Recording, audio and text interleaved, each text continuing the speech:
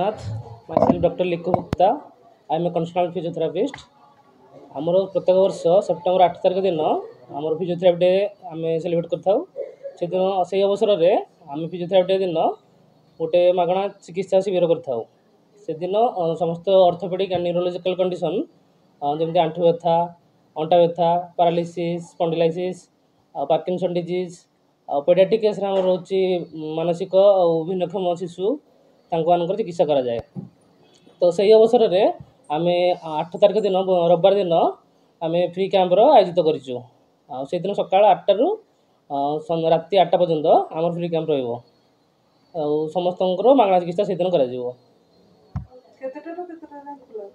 8 रु 1 जाए देन 4 रु 8 जाए।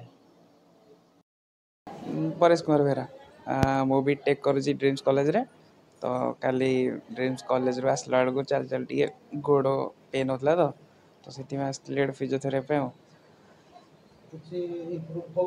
हाँ हाँ दीटा पेन पेन होता दीटा गोड़ ठीक अच्छे ठीक लगुच।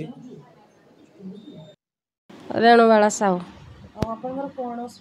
आमर शिर चाबी देथिला एबे बहुत भल लगुच 1.5 मास है। हाँ।